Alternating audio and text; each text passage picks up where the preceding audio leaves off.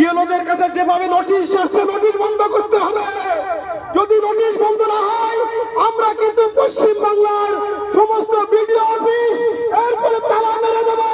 সেদিন কারোর কথা আমরা আর নেব না। আজকে শান্তর সঙ্গে ভদ্রতার সঙ্গে আজকে জানান দিতে সে ভিডিওকে আজকের আমরা ব্যবসায়ী ভাষায় বলছি, আমরা আজকের ভিডিও অফিসে সাধারণ জনগণ যেভাবে হয়রানি হচ্ছে সেই হয়রানি এইভাবে হওয়া যাবে না।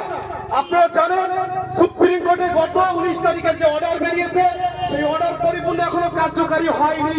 সেই অর্ডারকে কার্যকারী করার জন্য আমরা আজকের যে কারণে এখানে এসে সর্বপ্রথম জানতে হবে, যারা জনগণ আছে তাদেরকে বলবো, এই যে এসআইআর, এই এসআইআর কে কেন্দ্র করে কোন ভোটার তার যে সমস্ত ডকুমেন্টস আছে সেই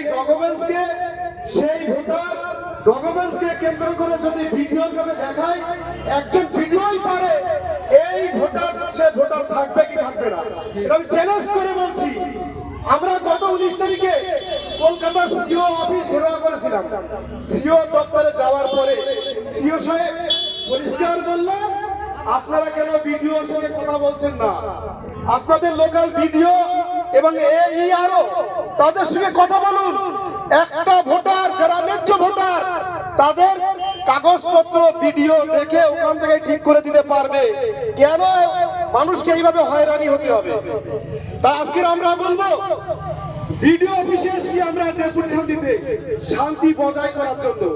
আমাদের টার্গেট ছিল অনেক জনগণ, তারপরে হঠাৎ করে আমরা সিদ্ধান্ত আজই গ্রহণ করেছি আমরা জনগণ নিয়ে ভিডিও অফিসে হয়রানি না করে প্রাথমিক অবস্থায় সাধারণ মানুষের যাতে হয়রানি না হয় তার জন্য আমরা প্রাথমিক অবস্থায় ভিডিও অফিসে ডেপুটেশন দিতে এসেছি এবং জানান দিতে এসেছি যে 1,36,00,000 যে ভোট, এই 1,36,00,000 ভোটের ভোটারদের মধ্যে যাদেরকে নোটিশ দিয়ে ডাকা হচ্ছে, এই গণেশ কুমার অপদার্থ কোথায় পেয়েছে?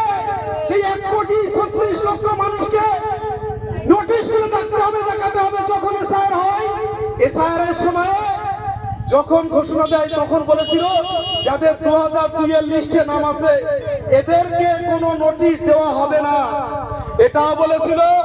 এবং যাদের 6 জন ব্যক্তি পিতা মাতা দাদা দাদি নানা নানি এই 6 প্রকার ব্যক্তি যাদের নাম আছে তাদেরকেও ডাকা হবে না। কিন্তু আজকের দেখা যাচ্ছে এক একটা বুথ থেকে 400, 500, 300 করে নাম ডাকা হচ্ছে। কেন ডাকা হচ্ছে?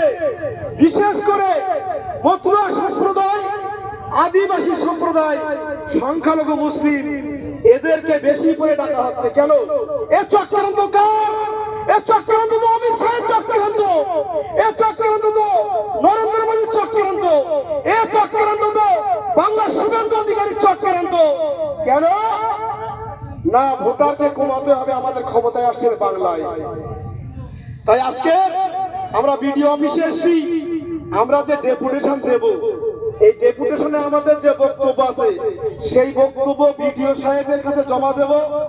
একদিন অপেক্ষা করব, যদি সেই বক্তব্য অনুযায়ী ভিডিও সাহেব কাজ না করে আমরা আজকের অল্প সংখ্যক নিয়ে আসি বাদুড়িয়ার ভিডিও অফিস আমরা স্তব্ধ করে দেব। সেদিন কারোর কথা আমরা মানব না। আজকে সাবধান করতে এসেছি, ভিডিও সাহেবকে বলবো যে আপনি কোন চাকরির কথা শুনবেন না, ওই গণেশ কুমারের কথা শুনবেন না। জনগণের হয়রানি বন্ধ করার চেষ্টা করুন। কেন জনগণ এইভাবে হয়রানি হবে?